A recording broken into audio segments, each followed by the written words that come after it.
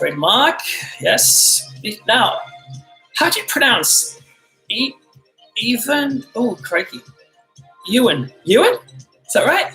The best way? And Gordon. Oh, Ellen. Hello, Ellen. Nice to see you. Looking forward to looking into your work. Meridian.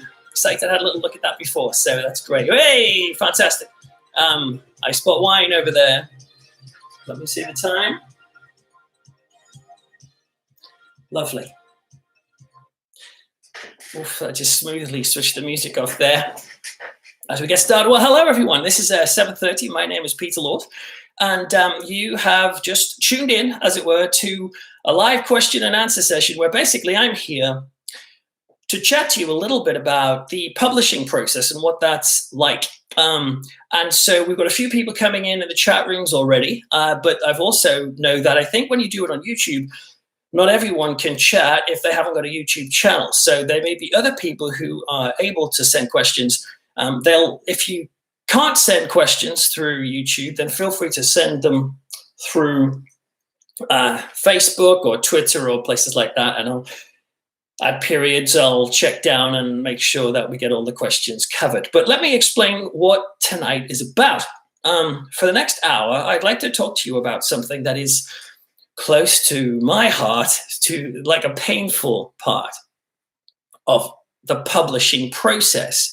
And I want to talk to you about this because other people have experienced this as well and go through this. And so I thought it would be a good opportunity for us to explore that together, particularly because it can be an isolating, scary, horrible experience. So let me give you a little bit of an introduction as to why this prompted me to talk about this on this YouTube live video. Basically, I wrote a post on the 15th of April during lockdown. Hope you're all right, by the way, in lockdown. Hello, Paul. Nice to meet you. A few more people adding. Nice to see you coming in. I wrote a post last week on April the 15th, which said this. It said, aspiring authors, question. Trying to get a book deal can be pretty horrible. The fear you might never get there, the panic that time is ticking by. And in brackets, I wrote, I used to get paranoid about authors' ages, about the age they would be when they first got published. Or I would generally just feel sad trying to get a book published. And I wonder if is anyone out there who has experienced that as well. I was wondering if other people feel that pain. And I was encouraged and saddened a little bit to find out that, of course, there are lots of people out there who do. And some of you replied to me and sent me messages saying that you resonated with that you had a sense that, trying to get a book published is painful. For some people, it's easy. Have you noticed that? For some people, they just seem to kind of waltz into it, particularly if they have a platform already. Maybe if you've tried to get published, you will know this term platform, where you send your work to publishers or whatnot, and or agents, and they ask you, have you got a platform? Not all of us do have that platform, and so we can struggle to find a deal. And that can be frustrating when you're seeing other people who maybe are celebrities or they're famous on reality shows or whatever, that they're able to get deals. And this long process can be hard and difficult. And so I thought it'd be a good opportunity to explore some of the questions that came up in those comments, but also to do this live so that you guys can ask me questions or make comments, and we can explore that together. Alexa Harding, thank you for joining us. Good to see you. For those of you just dropping in, basically we're exploring what it's like to try and get published and how actually it can be a painful experience. So before I start diving in perhaps to some of the questions, and feel free to just list your questions if you do have them. But before I start that, I guess I better share a little bit about my publishing journey, a journey that took a while. I feel like I should cue some sort of, violin music at this point. Okay. I, maybe like some of you, I don't know, but I when I was young, when I was a kid, I was obsessed with people like Stephen King. And I thought, oh my goodness, can you imagine if I got to be an author one day like him? And I just thought it sounded like the best way of making a living, of exploring my imagination, and getting paid for it, and sitting at a typewriter. It fits my personality, which is imaginative and creative, but also, I guess I'm an introvert. I'm quite happy to spend time on my own. And so I thought that sounded like the best way of making a living. And also I loved horror and scary things, so I wanted to do that. And I started to write started to write stories when I was a teenager, early teens. However, I then started to get into bands, and I was writing songs, and I was in a band called Creatures of the Night, and then I was in a band called Tantalum, a metal band where I played drums. And eventually, for the next couple of decades, actually, I put my writing energies into writing music and songs, and I wanted to be a film composer and all this sort of stuff. So I was scratching my creative itch that way until, lo and behold, and I was quite shocked at this, when I was in my mid-30s, my wife and I were walking in the field one day, as you do, having a fantastic time. And I remember, right, I had this notion. I think I saw a cow, which was inspiring, and I saw something that inspired me, and it made me have an idea for a book. So I went home and I thought, you know what, I'm going to do that thing that I used to do when I was a teenager. I'm going to write down a story, and that story developed, and I couldn't believe it. Oh my word, this is becoming like a proper plot. And I worked on it for quite a few months, and then eventually I was like, flipping heck, this actually looks like a book. And at the time I thought, well, you know what, people do get books out, don't they? So why don't I try and get it published? And I had two choices at that point, and these are choices which I'm sure you have with your work. Do I self-publish, or do I get it published by the traditional machine, as it were? Now, for whatever reason, I decided to go for the traditional route, and I don't know exactly why that was. I think some people might think that was. Some people have said to me, "Oh, that was like it was a noble attempt to try and reach for a high ideal or something." Or these sorts. That's examining it in a different way than perhaps is reality. I think, to be honest, my personality was the type that wanted to have someone in authority say that it was good. I wasn't the type of person who just wanted my friends and family to read it and say, hey, that was great, good work. I thought, oh no, I want someone who, knows about this stuff to say yes to it. So that's why I decided to go the self-publishing, not the self-publishing route, but to go the traditional publishing route. And I realized that you had to get an agent to do that. And so I did that. I started to write to agents and send off all of my submission of the book to quite a few agents. I read that it was very difficult to get agents at that time. Validation, yes, thank you. Ewan, that's exactly what it was like. I wanted to get validation. I wonder if that's what you're like as well. And anyway, I sent this off, and I was told it was really hard to get an agent. And then, amazingly, I had about 5 rejections, which were horrible. But then I got an agent who took me on, and they invited me into London. I went to this nice apartment, and it sounds a bit weird, doesn't it? But probably should have checked into this. But no, she was a proper agent. Went to see her, and she took me on, and I was like, oh my goodness, this is amazing. I have an agent. And I remember calling my mum, I think, and my wife. They're not the same person. I called my mum, and then I called my wife, or the other way around, and told them, wow, I've got an agent. And I just thought, well, I've been told that it's the hardest part of getting an agent. And then it's just freewheeling from there. You can't walk into getting a publishing deal. Well, that's not true. Well, it wasn't true for me anyway. I got an agent early, and then the painful process began of trying to get an actual book deal. My first book was a thriller, and I called it Congregation. And that did the rounds of all the publishers, all the big ones. And that was amazing at getting an agent or actually getting in there to the big publishers. But eventually they all said no. And part of me wasn't surprised by this because it was my first attempt and it wasn't really that good. And so I decided to write a new book. Instead, I wasn't just going to self-publish. I thought, no, I'm going to put that on the shelf. I'm going to write a new book. So I wrote a new one, finished that. My agent wasn't actually that keen on that book. And she was great. But she said, well, actually, I don't think this book's necessarily a great idea. Do you want to write a different one?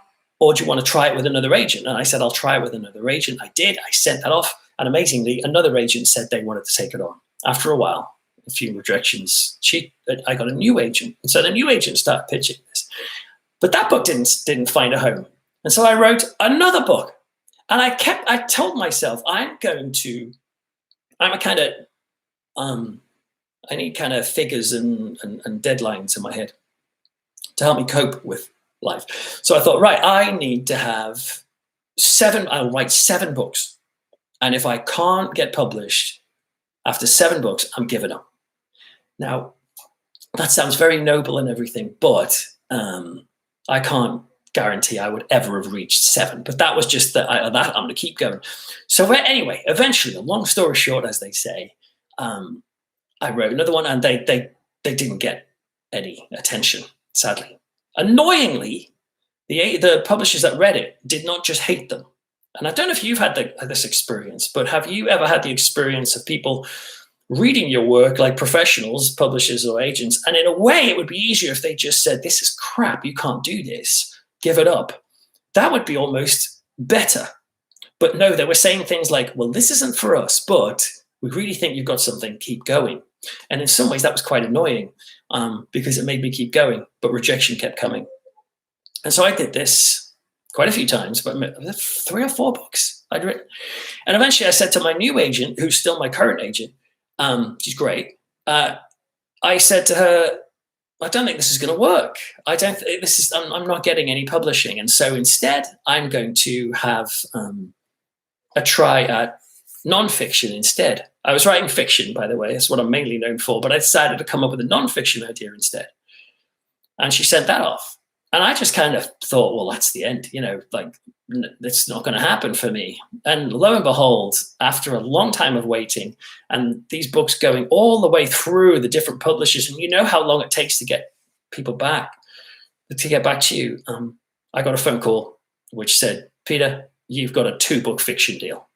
And I could not believe it. I remember where I was, I remember where I was sitting, and I remember how I felt, which was absolute elation and kind of a slight sort of like emotional overwhelmingness, if that's the right word. It was amazing and surprising after all that wait. And then about 2 months after that, I think it was, this nonfiction idea that I'd asked to send out as a backup, that publisher got in touch. Another publisher got in touch, and said, we like this, we would like to publish this too. And so that was commissioned. And so amazingly, I went for, I don't know, was it maybe 4 or 5 years of getting an agent early and then trying to get published and nothing, and almost about to give up, and then getting 3 book deals, within the space of a few months. So that is kind of my background. And since then, I've had 5 books out. My 5th book just came out in February. That was a novel in the Matt Hunter series. But I was bruised by that experience. I'm not ashamed to tell you that. It was really quite surprisingly hard. I think I'd always been a person who assumed that if you work hard at something and you try your best, you probably succeed at it, and yet that doesn't always work, does it? And I feel for some of you guys out there who are maybe in the place where I was a few years ago, where you are busting your gut and you are producing great work, and yet it's just hitting a brick wall, and it's horrible. It's a horrible experience. And there are various things that can come up through that. And perhaps we'll talk about some of those in the questions, which I'll start going through in a moment. But the first thing is for me to say is that if that's you, and if that's you going through that at the moment, you are definitely not alone. You are in the midst of something that most writers have gone through and are going through. And can I just say that what you're doing it's a noble task. trying to make something creative and be true to yourself and to push it out there for people to read is a noble thing to do. And be encouraged. Despite the knockbacks and the feelings of failure and rejection, it's hard not to listen to those, but try not to listen to those and keep going, because there's something important about just trying. And I remember back then, some of you will know I'm a Christian church minister type. And so I wouldn't expect you to think in these terms if you're not into that. But I do remember I was like praying about this at one point. And I just thought, well, I don't think I should pray that it will definitely happen, because I don't know if it will or not. But I will pray that I'll know that it's right to try. And I kept feeling it's right to try. And maybe some of you out there are wondering, is it right to try this? Because some people have told me one of the difficulties they find is knowing whether or not are you wasting your time, especially if you've had rejection after rejection. And I started wondering that. Am I wasting my life? Am I like just dropping out of reality or what? And that can actually be quite difficult and quite painful.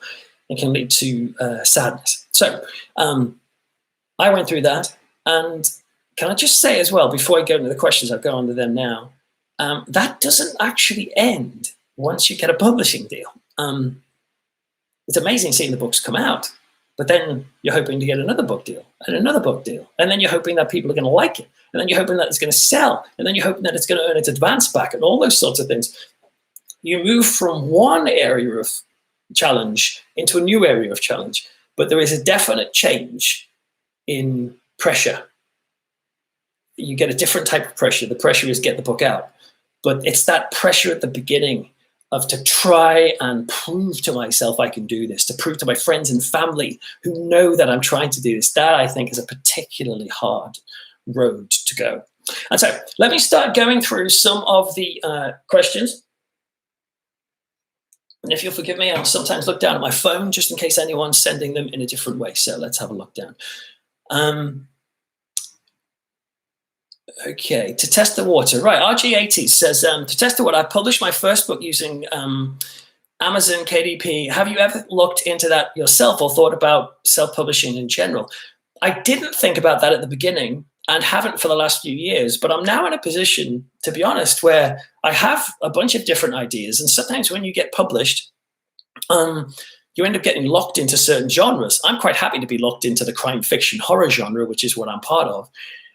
But sometimes you think I'd like to try something new. And so in that way, yeah, I would sometimes, I have considered doing other things that I could maybe just try self-publishing. And that's not only from a trying new stuff out point of view, but also from a monetary point of view. I would be interested to see if, people say you can make money from self-publishing. Well, I'd like to try that out and see if that happens.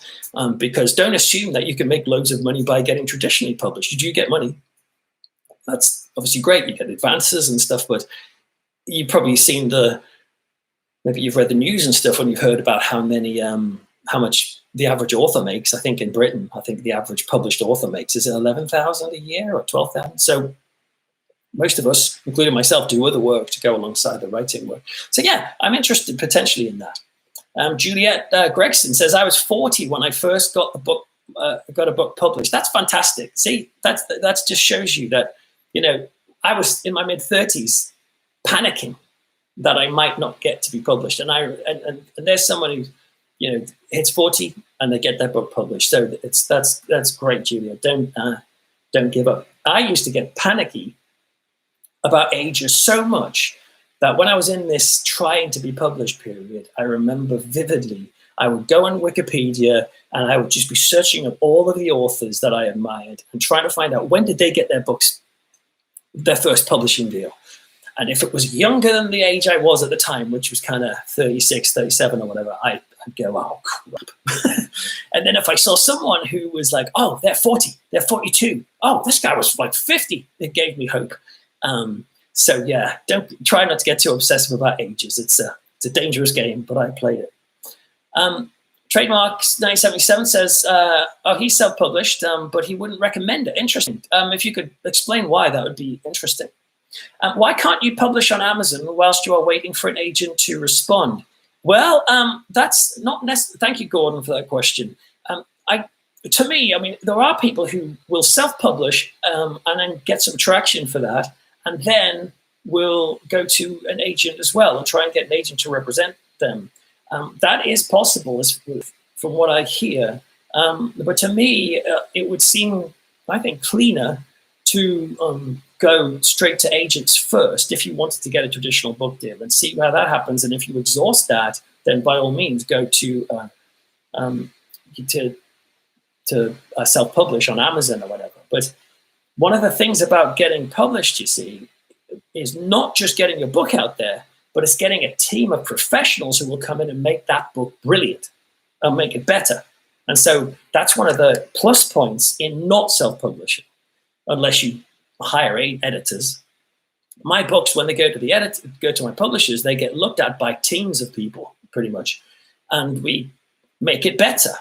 And so if you were to have put the early beta version of it, or what you thought was the finished version, online already, but until people read it and go and put off you and don't bother reading the rest of your stuff and don't bother buying your book when they see it in the store, in the shop.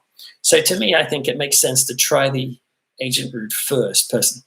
King had the same effect. Good stuff. I gave Amazon a go out of curiosity. I've had a few sales, but nothing major. But the experience has helped a lot, as you really need to work hard to get yourself noticed. Absolutely. And that's something that came up in the questions and comments, that particularly when you're self-publishing, you're not only putting yourself out there as an author, but you're also becoming like the marketing department of everything.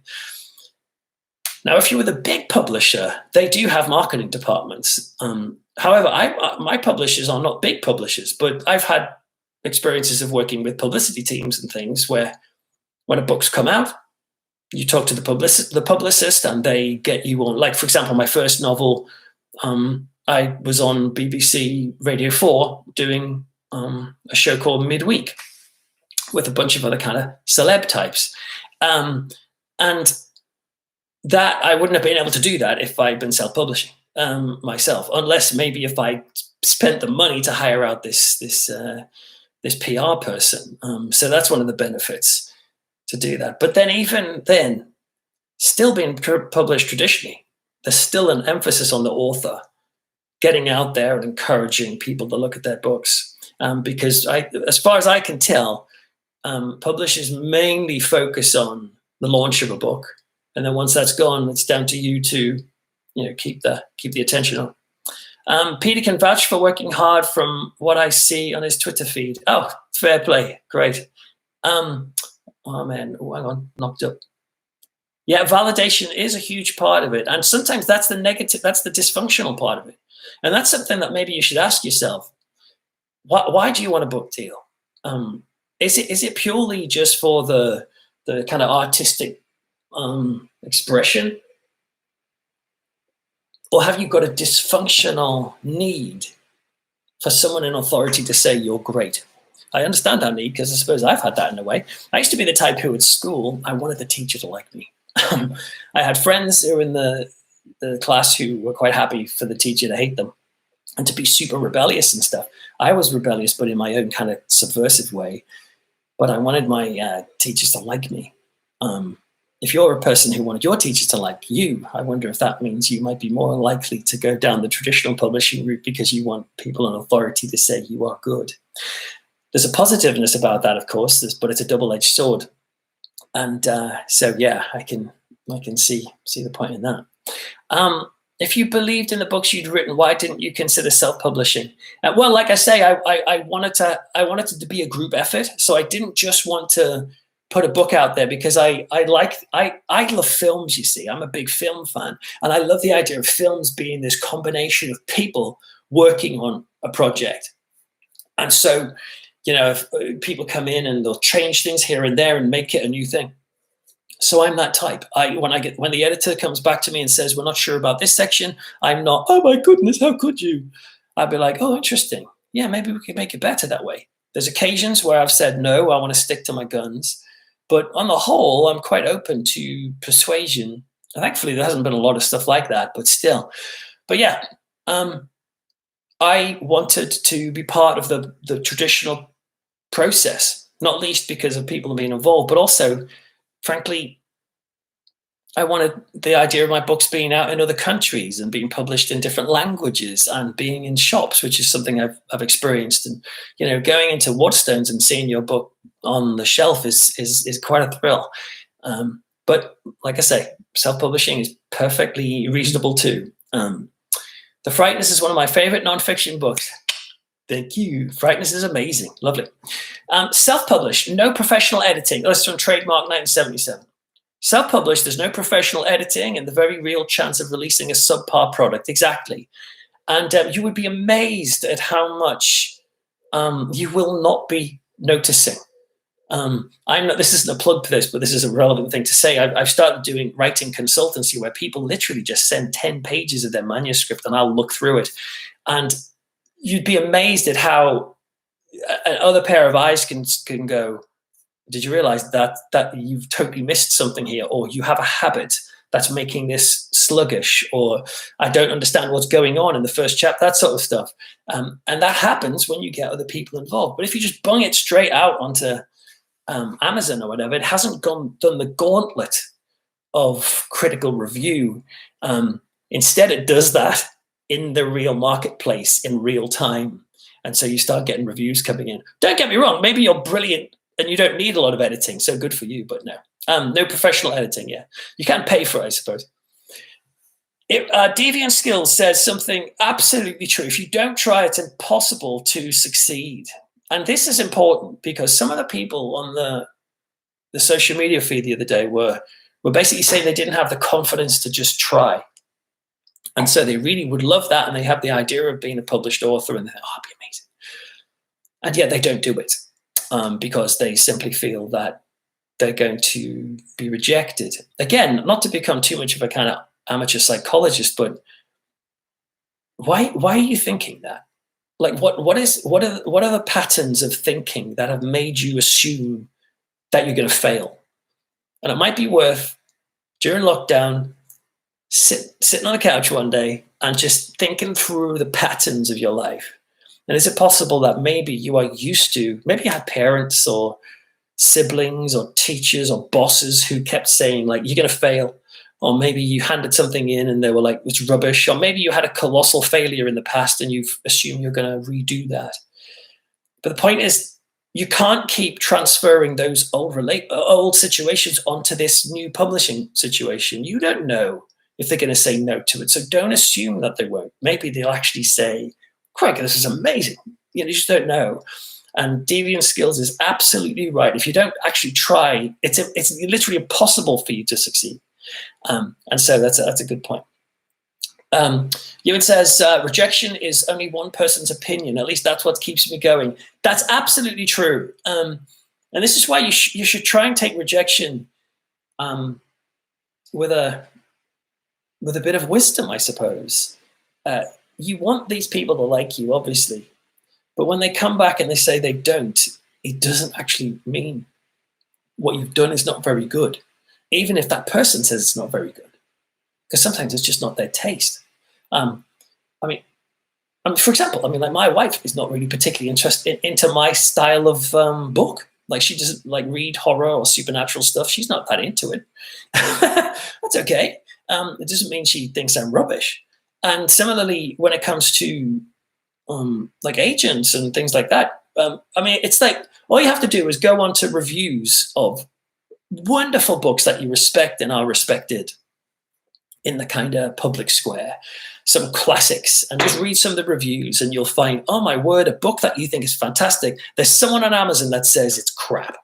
Heck, my books, I'm pleased to say, have got some great reviews, but there are also some bad reviews too. Of course there are. Turgid and dull was the favorite review I ever read, of someone who read Purged and said it was turgid and dull. I thought that was kind of funny. I thought I'd get that on a t-shirt and carry that around. But no, so it is hard to hear, but it doesn't mean It doesn't always mean that your book is actually crap when someone says it's crap. Actually, this relates to, that's why I personally am a little bit iffy about writers groups. I'm in a writers group and I like it a lot, but I was at the beginning of that writers group when it first formulated. And I remember we were sitting in the pub and we were deciding, is it a good idea for this writers group to be a place where we come each week and we read to one another our work? And I early on was thinking, I don't think that's a good idea. And a few other people were up for it, but then actually a few other people think, I don't think that's a good idea. I think writers groups that are basically critique groups can be helpful. But what often happens is you just turn up with the writers group, you read your stuff out, and then someone who just doesn't happen to like it because their taste is different says, oh, that doesn't work for me. I try this, I try that. And eventually you go back and tinker with it, and you're all over the place.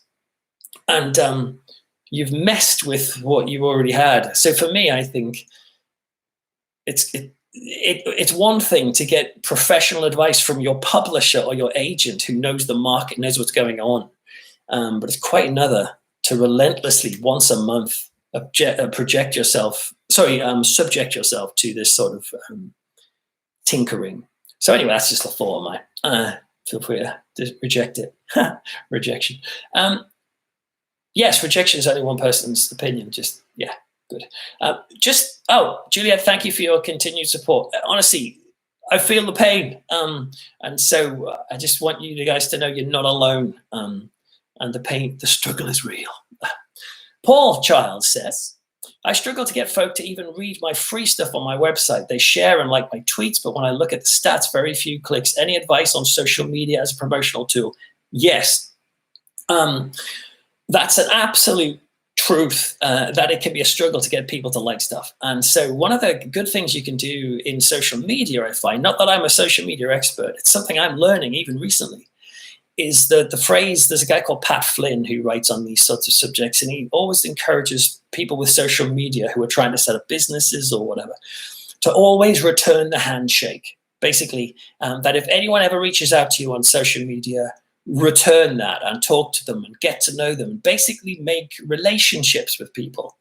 And when you make relationships with people, they actually start to be more interested in the stuff you do. I haven't always been great at that.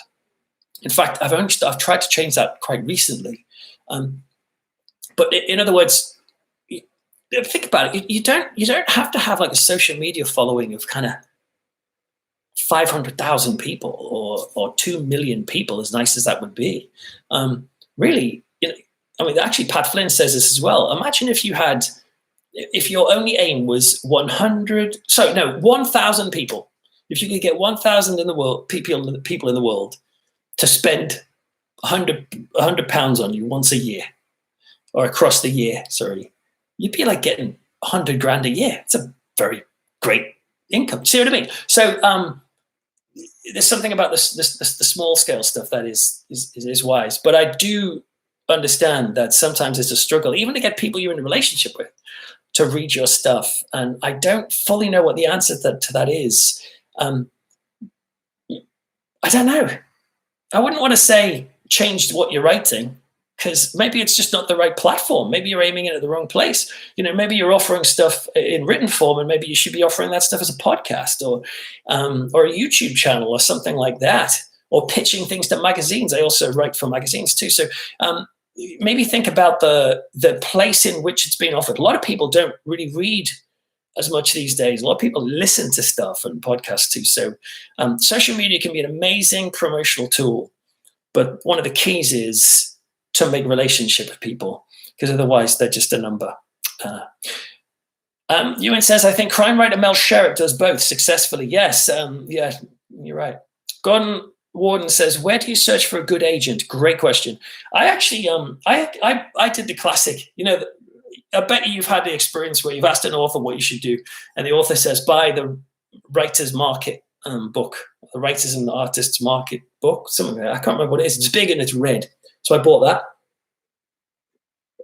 And I meticulously went through it with a highlighter and a pen, and just methodically tried to work out which agents are working in my genre, and then started to pitch to them.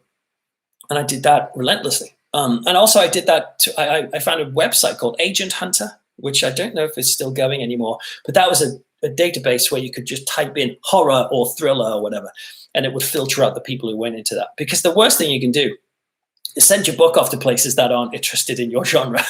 It's just annoying. And also the worst thing you can do is to ignore the submissions process for that particular publisher. So many people will just literally go, oh, well, I'll send my book. Oh, like, let's say there's a publisher over there and you go, or an agent, sorry, I'll send my book to them. And they don't bother reading the submissions process. And the agent specifically says, I would like to have 3 chapters, 1 synopsis, 100-page profile of who you are, 100-word profile of who you are.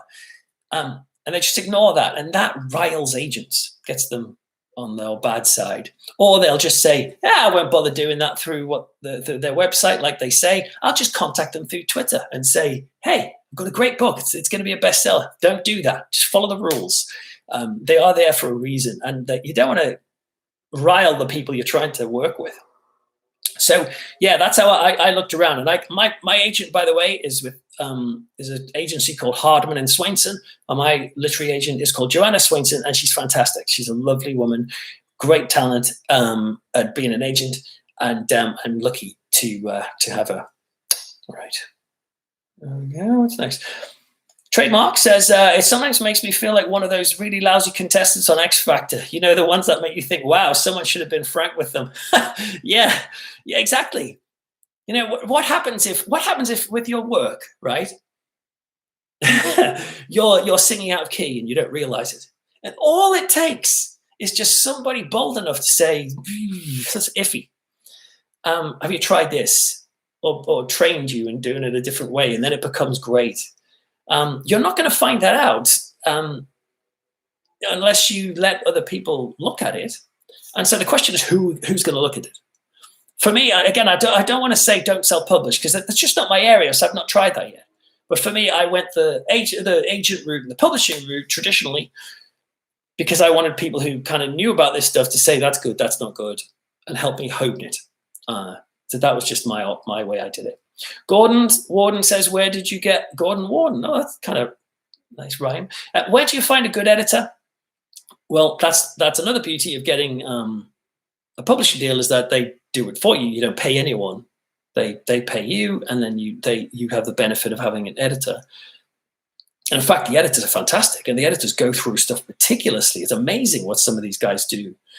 I mean, even to the point, like my thrillers, I have there's a couple who look at my books and will go through meticulously and will say stuff like, oh, do you know that you had your characters eating, I don't know, like Monster Munch or something, like crisps or something like that, basically a brand. And they'll go, oh, but the year you were writing in, they weren't around anymore because they were discontinued in a few years before that. So it doesn't make sense to have that, those sorts of things. It's amazing to have people coming in and do that. And that comes as part of the thing. But if you want to self-publish, there are editors out there who can have a look at things for that. Obviously, you pay them. Trademark says, I don't necessarily want people to like me. I just want people to read me. Lol. And that's hard enough. Yeah, I get that. And I suppose dig deeper into that. Say, why do you want people to read you? And I want people to read me, by the way. Why do you want that? Is it because you want to be heard? You want to be noticed? That's in a way. If I was to dig down to my need, it's like, yeah, well, I want to be meaningful. You know what I mean? I want to say something. I want to have something to say and to be entertaining and interesting and maybe profound now and again. I don't know. And it really was interesting because I remember when I was at the writers group that I mentioned earlier, a few of the people there who were writing, they said, I asked the question, if you knew, if like God came down from heaven and said, said the truth and said, you will never, ever be published, ever, would that affect your writing? Would you keep going? And a few of them in the group were just going like, absolutely. It's a pleasure to write. I love writing. And I said, I think I'd give up. I just don't bother. And I know that might sound a bit crappy and might make it sound like I'm not a proper author, but like what Mark's saying here, the trademark's saying, I want people to read it. That's the thing. I don't want to write a book and put it in a drawer and call that needy. I don't know what it is, but that's human and that's normal. Does that make sense? I suppose I want people to read it, and I suppose I want people to like it. But maybe for trademark, he's quite happy for people to just read it and hear what he's saying. It's quite reasonable. What do you think made the difference when you did manage to get an agent and then a publisher? I think, like say, following the rules, but also appreciating that it is a system and it is a business. Now, that sounds obvious, perhaps, but I don't think all writers understand that.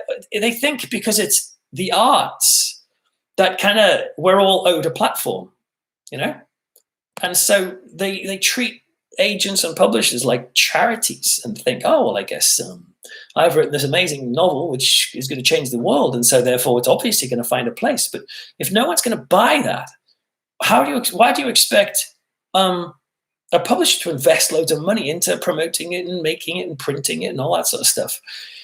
And so I think you have to be aware that it is a business and to be willing to play that game.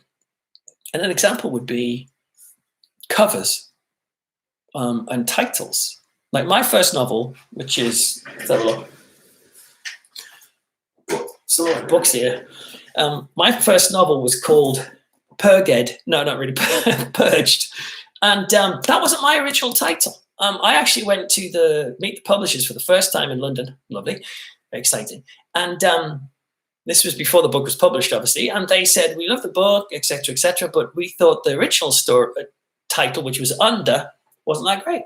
We'd like to change it to Purged. And they had good reasons for that. I didn't like that. At first, I was like, Purged? What's that mean?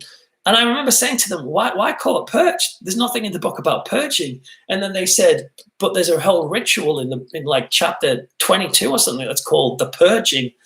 And I was like, oh yeah, I forgot about that. And so they were thinking better than I was on that. And they knew that the word under would be lost in a Google search. Imagine if someone heard me on that radio show, let's say, and go, oh, I quite like the sound of that book. I think I'll go home and I will Google him. But I can't remember his name, so I'll Google the name of the book. Under. Can you imagine what a minefield that would be of trying to find that on Google? It's impossible. So I think the difference was, for me, I was willing to see it as what it is, which is a business. And so to be open to their influence, and their ideas and their thoughts. Again, you kick back sometimes, but I think some people who walk in, they say, I've got this book and I've got this guy I know and he's really good at painting, and so he's going to paint the cover and I want to call it this. And then when the publishers go, that's the share of that. And you go, well, I will not compromise on my artistic vision. I think that's where you don't go so well. Oh, and also just being nice and polite and being a person people would like to hang out with. I think that might sound obvious, but it's actually, if you're going to send things to publishers and agents and treat them like crap, why would they want to work with you? So RG80s says, I think many of us have always dreamed of having their own book published. Now is the same, and being 48 and finally achieving it, I get a buzz to get on with other stories. It's like a drug. Yeah, it is kind of like a drug. You're right. And one of the great things about being published, I think, for the first time, is that in some ways it satisfies that box that says, I just want to be a person who's got a book out in a shop, let's say. And once you have that experience, you can recognize it for what it is. And that it's actually not, it's a wonderful thing, but it's not the be all and end all. And I've said this before in interviews. When I met someone at a dinner party once who wrote for What Car magazine. And I'm not into cars, but I was into writing. And I thought, oh my goodness, it's like an actual journalist. I was like starstruck. There's a person who writes for a living and gets paid for it. And I thought that'd be an amazing experience to have. And so I started writing, and I wrote an article, for a magazine. And then amazingly, it was published. And I remember with my family, we went in Sainsbury's, and we saw the magazine on the shelf, took it down, opened it up, and there's a picture of me. And then there's this article around it. And I was super thrilled for about 5 seconds. And then I realized everyone in the shop's just walking past this, and I thought the vast majority of people in the shop have no interest in this and will not read this. And I was like, so no big deal. Like, it's great to be published, but it's not it's not going to change the world necessarily. And I found that very helpful to realize that, sometimes when you haven't been published yet, you make it this kind of golden calf. It's like, oh, if only I get it. Then my life will be complete. And one of the great benefits of being published is to realize that actually life carries on being challenging and hard. And being published is not the whole answer to it. It's a good thing, but it's not going to solve everything. In fact, you're going to just move into a new set of issues and problems. So that's a benefit, I think, of being published. It is like a drug, but sometimes it actually being published means you realize, this is just a job like anything else. And if I'm never published, if I was never to have been published, my life would have still been okay. And if you are never published, your life is still meaningful and important, But before I was published, I used to think, but I must get it.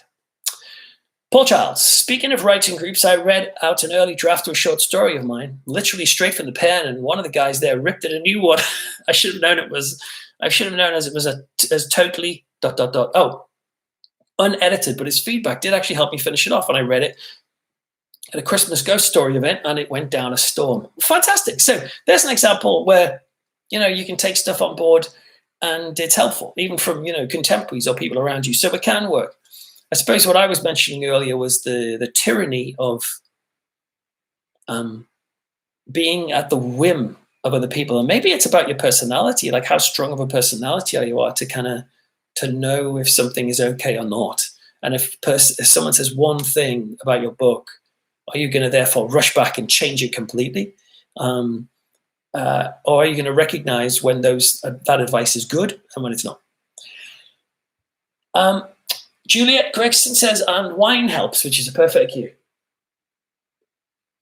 Trademark says, that's interesting, Paul. I'm prepping, throwing a novella online and clearly marking it as an unedited, uncorrected demo version. Yeah, I mean, you can be upfront and say that. I suppose what I would say with that would be, would people want to read that if it's unedited and uncorrected? Maybe they would. Wonderful. And what happens if they read it and were like, well, that was pretty good, not bad? Or would it be better if they read it when it was completely finished and they thought, that was great? I don't know. I could be wrong on this, but that's just my thoughts. It's almost like treating it like singing or something, or being in a band. Like, would you want to go and like play a gig when you knew the band weren't playing that great?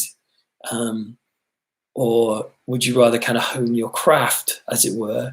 Having said that, though, bands sometimes will do kind of put out white label stuff for people to sample. Say, that's not a good point. Paul Childs, I do always try to engage with people on social media. I very rarely have the bad experiences other folk complain of. Yeah, I haven't had too many bad experiences on social media yet, but I've had some slightly weird experiences on there. People who read my books and like really, I've had some unusual messages anyway, but on the whole, it's been good. RG80 says, regarding social media, remember not to flood your timelines, just promoting your work. Show people you are human, and as Peter says, talk to them, not just about books, but anything. Thank you for saying that. I should have thought of that. I'm glad you did.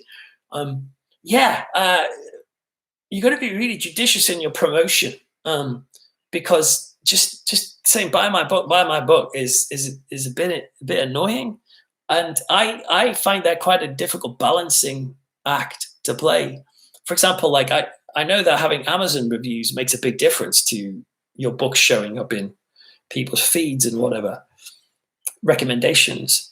And so occasionally I'll say, oh, write an Amazon review. But I try to do that every now and again. In fact, I've not done it for a while, so I need to do that maybe this weekend. But that can actually be really quite annoying. So yeah, like be a normal person in the midst of. Mind you, Paul is a normal person. Well, I'm sure all of you who know him know that he's great, and I encourage you to check out his stuff. In fact, everyone check out each other's stuff at the end of this. It'd be great. So yeah, he's got a good balance.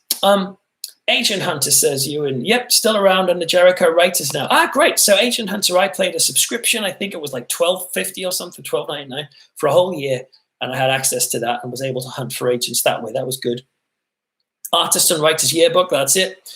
Paul Child says, if you type purged book into Google, you are the top result. Wonderful. That's excellent. And I bet if you wrote under book, you wouldn't get that. And again, that was the wisdom of the publishers. Paul Child says, haha, your story about Sainsbury's reminded me when I saw an issue of Film Stories I was published in W.H. Smith's, and I was getting annoyed that no one was buying it, so I moved all the issues to the front. Good man. I've done that with books before, I must admit. I've gone into Waterstones or whatever, and I've seen one of my books on the shelf, and I don't move someone else's book so mine's there, but occasionally you'll go, oh, you could just turn that out a little bit. There's space to do that, which is quite nice. Well, listen, we've got about 6 minutes left of this. I could talk about this for ages, but I don't want to bore you, and you've all got busy lives to get to, back to your sofas or your kitchen or the world you're living in at the moment during lockdown. But I'm just going to double check my phone just in case there's any messages on there. I think most of you have been able to send stuff through here. Yeah, that looks good. Oh, it says Barbara said she's watching stuff but can't type into YouTube. So, but if you've got any questions, feel free to send it this way. But other than that, I think that's most of them. I'll keep an eye on that for now. But let me have a look. I did have some notes here in case there was anything else to mention. Yeah, I would say that the pain is real. And the bit I remember the most was, I think I'd got another rejection, and you get loads of these things. And I was in my kitchen, and this was in the midst of trying to get published, and I started crying in the kitchen one night. My wife came in and found me, and she was like, what's wrong? What's wrong? And I remember how I phrased it was, I just said, I'm just so sad. And that was the only way I could sum it up. Because I think up until that point in my life, I'd always actually probably succeeded in the stuff I was doing. Like at school, I did pretty well. And as I was a youth pastor, a youth worker in my 20s, and that was great. And I became a minister, and that was a bit more challenging. But then I just got the thought, I think I'm gonna do this publishing thing. I think I'm gonna get this. I think because I had parents, particularly my mom, who always said, you can do it. You're so good at this stuff, and it was bigging me up a lot, which was helpful, but also sets your bar to think, oh, I'll achieve anything if I put my mind to it, the kind of the American way style, if you work hard enough. And then to smash into this wall was a shock. But you know what? Even though it was a shock, I'm so glad I experienced it, because an adventure has to be scary, and an adventure has to have ups and downs and sadness and pain. Imagine if you wrote a book or you saw a film that had no sadness, pain, or conflict, it would suck. It would just be boring. And so I suppose as I come to the close, I'd ask you, what do you want your life to be like? Like, do you want your life to be banal? I don't think you do. I don't think you're that type of person, because you're coming up with stories. You want to step out, and not only you want to write the stories, you want people to read them. That takes some balls, it takes boldness. I think at heart you are adventurous, and so therefore accept that the adventure has valleys and painful pitfalls. And like I said earlier, even though I've been published, there are still valleys. By the way, I'm not like a person who suffers from mental health issues. I'm not an anxious person. So I don't know what it's like if you're also dealing with mental health issues in the middle of that. That must be really hard. But I would say that the attempt to get published and the painfulness of that was definitely the hardest thing I've ever done. It's nothing compared to people who have really, go down into mines and, risk their lives and get black lung and stuff like that. But it was my version of hardcore. and it's perhaps your version of hardcore. So do keep going, and be encouraged that what you're doing is worthwhile and noble. And if you never get published, right? I know you might not believe it. That's if you're on that side of the publishing journey. But if you never get published, it's not the biggest deal in the world. It's not going to make your life settle in the most wonderful Shangri-La that you hoped for. You know what? It's just one of those things. So keep trying. But if you ever decide to give up, you have not wasted your time. The attempt, the trying, in and of itself, I think is something special. But I hope that you keep on going to do it, and that you reach your goal. Definitely going to check out the works of the other folks in here. Great. Ewan says, rejection is bad enough, but I think the silence of not hearing back at all, which is the norm, is soul destroying. The height of bad manners, in my opinion. That is so true. It takes ages to hear back from people, and it's quite heartbreaking. Bear in mind that these guys have, you wouldn't believe how many submissions they get. I'm not excusing them if they don't write back, but they have a crazy amount of stuff to get through, and that can be a real challenge on their side. Sometimes they're understaffed or whatever, but yes, I see what you're saying.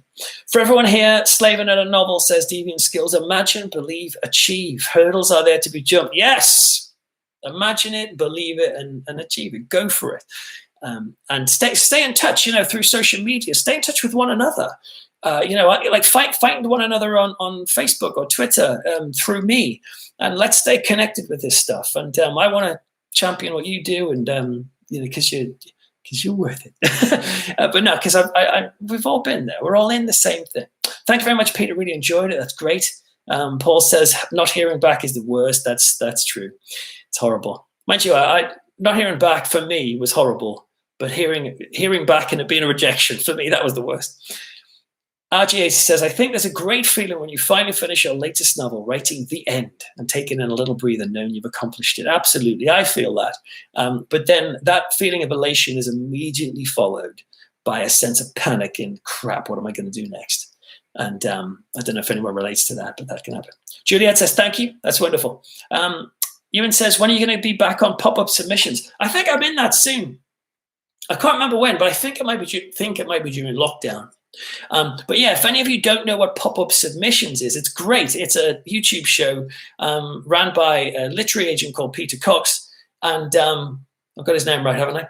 And basically, people submit their work, and in real time, authors like myself, and then another author and Peter will actually assess these submissions each time, and the people watch it live from around the world. It's a lot of fun to do. I feel like really a bit of pressure. I don't want people to be like discouraged by what I say, but sometimes you hear stuff and you go, that needs work. So you kind of have to be honest, but hopefully with a touch of compassion. Trademark says, thanks a heap for this. Useful stories and tips from you and the people in the chat. Cheers. Stay safe and healthy, everybody. I think that's probably a good opportunity to leave. So I will kick some music in to see us out. Oof, what's this? But thank you for listening, everyone. And I hope you're staying safe and well in the midst of this crazy lockdown period, because it is nuts. But to be honest, partly I'm kind of enjoying it. I don't know if you are, but it's good. Thank you, everyone. We're listening to the music from a film called Splatter University, by the way, which is a slasher movie, which I like. Hey, cool. Wow, there was a better version of this. Wow, that's spooky, isn't it? Right. Okay. I'm going to sign off now. I've got to try and work out a way of making sure this uploads. So thanks, everyone. Goodbye. Stay safe.